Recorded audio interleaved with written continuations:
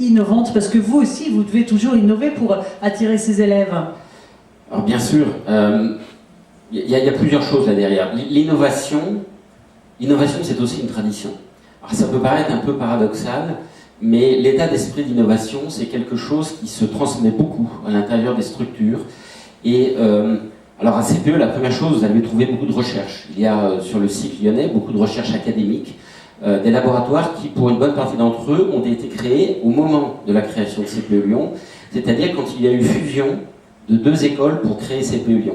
CPE Lyon, je la décris souvent comme une start-up centenaire.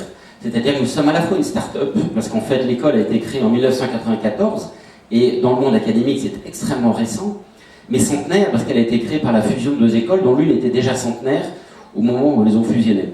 Alors je vais donner des créations d'entreprise. 100% des élèves de CPE font un projet de création d'entreprise pendant leurs études, qui va jusqu'à la présentation devant un jury, et les meilleurs projets étant même présentés devant un jury d'entrepreneurs.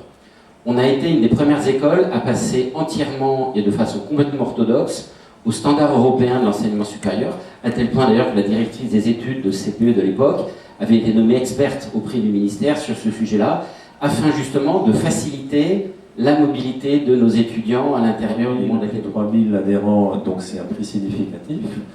Et les composites sont des matériaux intéressants, sont basés sur des fibres végétales, des fibres de carbone, des fibres de verre, associées à une résine polymère, une résine plastique, c'est pour ça qu'on les appelle des composites. Des matériaux intéressants parce que ce sont des matériaux légers qui vont pouvoir remplacer les métaux dans plusieurs applications, en particulier dans l'aéronautique. Les avions modernes, ils contiennent maintenant plus de 50% de composites. Et ça permet de faire des économies, bien évidemment, de carburant. Donc la tendance, elle va vraiment dans ce sens-là. Pourquoi on a eu le prix ? On a besoin aussi de faire des économies de carburant dans les automobiles. Les automobiles, le challenge, il est un peu différent. Une aile d'avion, on comprend bien que ça prend un peu de temps pour faire une aile d'avion. Pour faire une pièce automobile, il faut faire tac, tac, tac, un certain nombre de pièces dans la journée, voire des centaines, voire des milliers. Et les composites utilisés pour les avions, c'est des résines qu'on appelle thermodures, il faut les cuire. Donc ça prend, on imagine, ça prend un peu de temps. Pour l'automobile, on a développé un polymère dont on vient de parler, un peu spécifique. Polymère, c'est une chaîne linéaire, un peu comme un spaghetti.